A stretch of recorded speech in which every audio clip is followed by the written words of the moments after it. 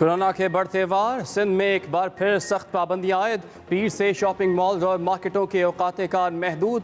कारोबार सुबह 6 बजे से शाम 6 बजे तक खोला जाएगा। शादी हॉल और दीगर तकरीबात पर पाबंदी। रेस्टोरेंट्स इंडोर और आउटडोर दोनों बंद, सिर्फ टेक अवे की इजाज़त होगी। दरगाहें भी बंद करने का फैसला। पीर से तालीमी इदारे भी बंद करने का फैसला। इम्तिहानात अपने शेड्यूल के मुताबिक होंगे। सरकारी और निजी सेक्टर में 50% स्टाफ हाजिर होगा। किराना, बेकरी और फार्मेसी शॉप्स को खुला रखा जाएगा। जुमा और इतवार को छुट्टी होगी।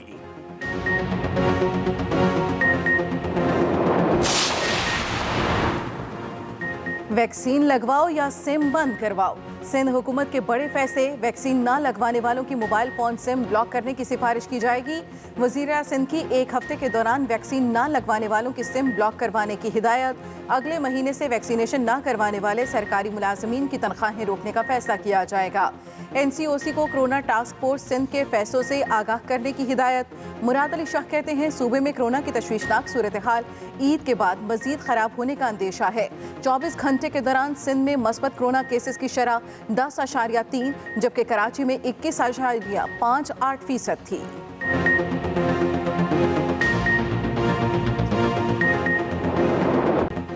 मुल्क भर में कोरोना से मजीद 11 अफराद जाम बहक। अमवात की मजमूई तादाद 22,939 हो गई।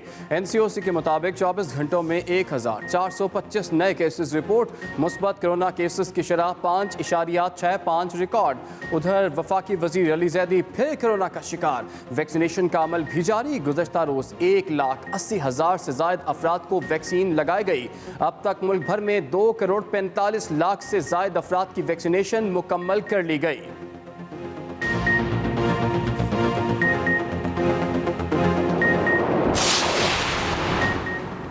नूर मुक़द्दम के लवाहिक़ीन इंसाफ के मुतलाशी। तहकीकात भी तेज़। मुलजिम ज़ाहिर का नाम ECL में शामिल करने की सिफारिश। IG इस्लामाबाद के तफ्तीशी टीम से मीटिंग में अहम फैसले। मुलजिम का बैरून मुमालिक इंग्लैंड और अमरीका से भी क्रिमिनल रिकॉर्ड हासिल करने के लिए मुतल्लिका इदारों से राब्ते करने का हुक्म। मुलजिम का इंग्लैंड और अमरीका से भी क्रिमिनल रिकॉर्ड हासिल करने की हिदायत। IG इस्लामाबाद ने कहा इंसाफ के तमाम तकाज़ों को पूरा करके मुलजिमों को सख्त सज़ा दिलाई जाए। वक़ूए से हासिल किए गए तमाम शवाहिद की फरांसी कराई जाए।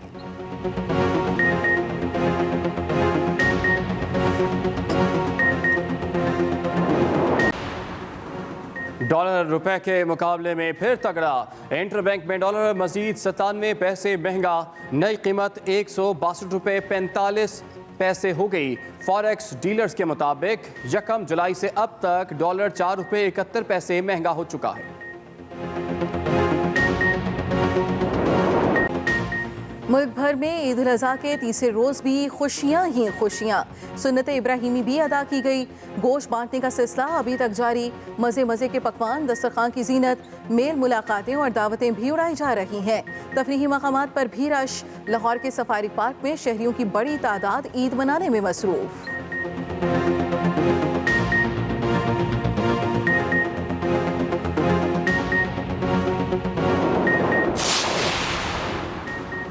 वज़ीर उमूर कश्मीर अली अमीन गंडापुर की पाबंदी के बावजूद जलसे में शिरकत और तकरीर का मामला। डिस्ट्रिक्ट रिटर्निंग ऑफिसर मुजफ्फराबाद ने तहरीक इंसाफ के 4 उम्मीदवारों को आज तलब कर लिया। DRO की जानिब से 4 उम्मीदवारों को तलब करने का नोटिफिकेशन जारी। DRO के मुताबिक अदम हाजिरी पर यकतरफा कार्रवाई करके उनको नाअहल किया जाएगा।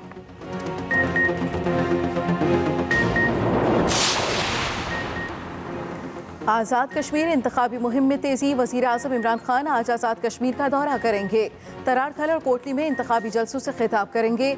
तरारखल में लेफ्टिनेंट फैसल शहीद स्टेडियम में पंडाल तैयार। कोटली के हवाई जहाज़ ग्राउंड में पंडाल की तैयारियां आखिरी मराहिल में। दोनों मकामात पर इमरान खान की आमद पर सिक्योरिटी के सख्त इंतजाम। शहर भर को पार्टी झंडों और बैनर से सजा दिया गया।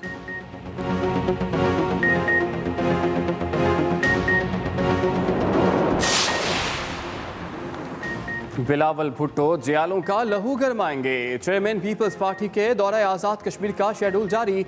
आज बाग और मुजफ्फराबाद में जलसों से खिताब करेंगे। बाग के कॉलेज ग्राउंड में पंडाल को सजा दिया गया।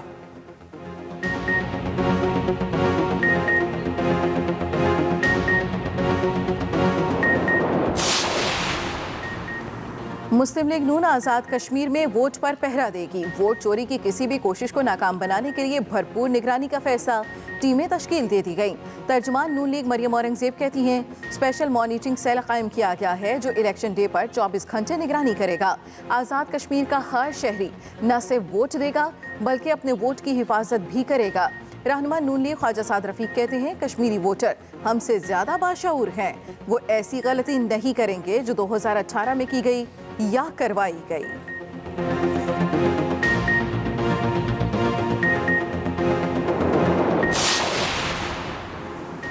आज़ाद कश्मीर में पुरअमन इंतखाबात के लिए पाक फौज मुतहर्रिक। ISPR के मुताबिक फौजी दस्ते क्विक रिएक्शन फोर्स के तहत आज से 26 जुलाई तक तैनात किए जाएंगे। आज़ाद कश्मीर पुलिस को रेंजर्स और FC का ताउन हासिल होगा। ISPR का कहना है कि आज़ाद कश्मीर इलेक्शन कमीशन की जानिब से आर्मी को इंतखाबी अमल के दौरान महफूज माहौल फ्राहम करने की दरख्वास्त की गई।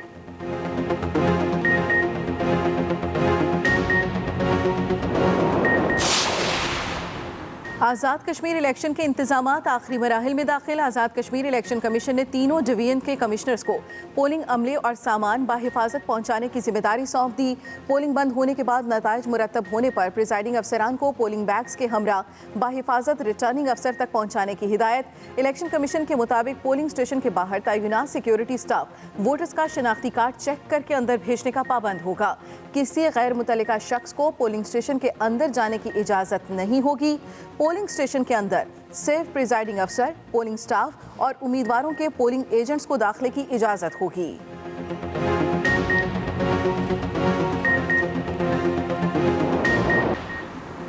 वज़ीर ख़ारजा शाह महमूद कुरैशी 2 रोज़ा दौरे पर चीन रवाना। शाह महमूद कुरैशी को दौरे की दावत चीनी हम मनसब ने दी।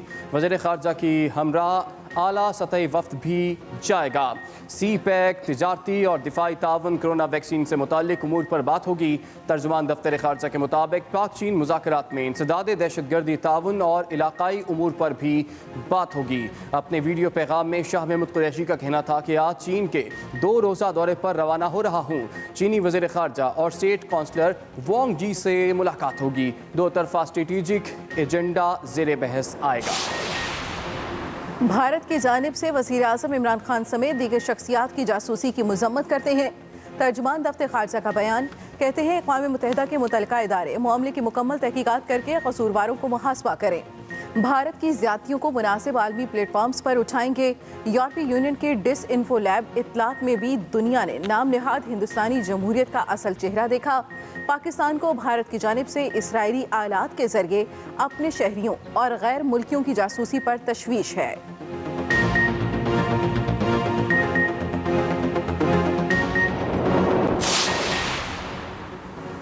बरतानिया का UK ग्लोबल एंटी करप्शन रजीम के तहत दुनिया के करप्ट अफराद पर पाबंदियां लगाना खुशाइंद है। नवाज शरीफ को पाकिस्तानी अदालतों ने करप्शन पर सजाएं दे रखी हैं। वज़ीर मुमलिकत का ट्वीट, फारूक हबीब कहते हैं कि सजा से बचने के लिए नवाज शरीफ लंदन में छुपे बैठे हैं। मुल्क का पैसा लूट कर लंदन में इवनफील्ड फ्लैट्स बनाना UK ग्लोबल एंटी करप्शन रजीम के दायरे में आता है।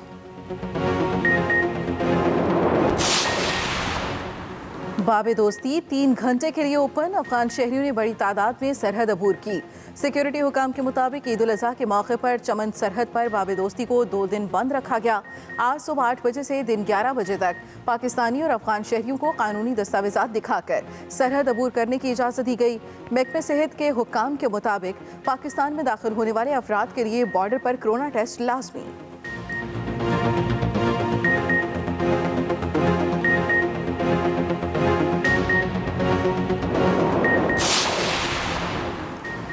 सिंध में मानसून बादलों का फिर बरसने का प्लान। 23 से 26 जुलाई तक मानसून बारिशें होने का इम्कान। महकमे मौसमियात ने खबरदार कर दिया।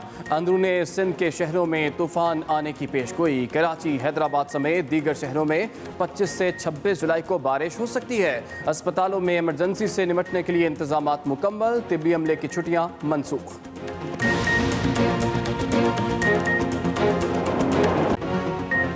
आगाज में बड़ी खबर, कोरोना के बढ़ते वार। सिंध में एक बार फिर सख्त पाबंदियां। आयद की जा रही हैं। पीर से शॉपिंग मॉल्स और मार्केटों के औकात कार सुबह 6 से शाम 6 बजे तक होंगे। शादी हॉल, दीगर तकरीबात पर पाबंदी, रेस्टोरेंट्स में इंडोर आउटडोर दोनों पर पाबंदी आयद कर दी गई है, जबकि सिर्फ टेक अवे की इजाज़त होगी। इसके साथ साथ तालीमी इदारे और दरगाहें भी बंद करने का फैसला किया गया है। इम्तिहानात अपने शेड्यूल के मुताबिक होंगे, जबकि सरकारी और प्राइवेट दफातर में 50% स्टाफ काम करेगा। सरकारी और प्राइवेट दफातर में 50% स्टाफ काम करेगा। इसके साथ साथ कोरोना के बढ़ते वार और सिंध में एक बार फिर सख्त पाबंदियां आयद कर दी गई हैं। पीर से शॉपिंग मॉल्स और मार्केटों के औकात कार सुबह 6 से शाम 6 बजे तक होंगे। शादी हॉल, तकरीबात पर पाबंदी, रेस्टोरेंट्स इंडोर और आउटडोर बंद, सिर्फ टेक अवे की इजाजत होगी।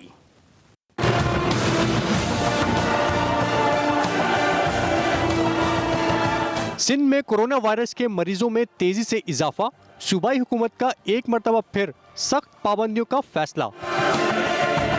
वज़ीर आला मुराद अली शाह की ज़ेर सदारत कोरोना टास्क फोर्स के इजलास में फैसला किया गया कि तालीमी इदारों में इम्तहानात शेड्यूल के मुताबिक होंगे। सरकारी और निजी सेक्टर में 50% स्टाफ हाजिर होगा। पीर से तालीमी इदारे बंद करने, शादी हॉल्स और दीगर तकरीबात पर पाबंदी लगाने का फैसला किया गया, जबकि पीर से ही शॉपिंग मॉल और मार्केटें सुबह 6 बजे से शाम 6 बजे तक खुलेंगी। इजलास में जुमा और इतवार को मार्केटें बंद रखने का फैसला किया गया। ताहम इन 2 दिनों में करियाना, बेकरी और फार्मेसी की दुकानें खुली रहेंगी। सिंध भर में दरगाहें बंद करने का फैसला भी किया गया। रेस्टोरेंट्स की इंडोर और आउटडोर सर्विस बंद होंगी, सिर्फ टेक अवे की इजाजत होगी। वज़ीर आला सिंध का वफाकी हुकूमत के जरिए PTA को खत लिखने का फैसला किया गया है, जिसमें तजवीज़ दी गई है कि PTA तमाम लोगों को मैसेज भेजे कि वो वैक्सीन लगवाएं। जो लोग 1 हफ्ते के दौरान वैक्सीन ना लगवाएं, उनकी मोबाइल सिम ब्लॉक की जाए। वज़ीर आला सिंध ने NCOC को सिंध हुकूमत का फैसला कम्युनिकेट करने की हिदायत जारी कर दी। आइंदा माह से उन सरकारी मुलाजमीन की तनख्वाहें रोकने का फैसला किया जाएगा जिन्होंने वैक्सीन नहीं लगवाई। वकील Rao, express news, Karachi. Corona के बढ़ते वार, सिंध में एक बार फिर सख्त पाबंदियां आयद। पीर से शॉपिंग मॉल्स और मार्केटों के औकात कार सुबह 6 से शाम 6 बजे तक होंगे। शादी हॉल, दीगर तकरीबात पर पाबंदी, रेस्टोरेंट्स इंडोर आउटडोर बंद, सिर्फ टेक अवे की इजाज़त होगी। इसी पर बात करेंगे। मैं ज्वाइन किया है ब्यूरो चीफ कराची सैयद फैसल हुसैन ने। फैसल, एक मरतबा फिर से हम इजाफा देख रहे हैं कोरोना केसेस में। एक मरतबा फिर से सख्त पाबंदियां कराची समेत सिंध भर में लगा दी गई हैं, क्या कहेंगे और इन पाबंदियों को कितना फ़ायदा देख रहे हैं आने वाले दिनों में आप? देखिए, अगर आपको इन पाबंदियों के असरात का जायजा लेना है, नताइज का जायजा लेना है, तो माजी में लगाई गई पाबंदियों का हमें तज्जिया करना ज़रूरी होगा कि माजी में हमने लॉकडाउन के नाम पर जो पाबंदियां लगाई थी उसके जो है वो कितने असरात जो है वो कोविड के ऊपर जो असरअंदाज हुए थे उसके तनासुब को गिराने के लिए।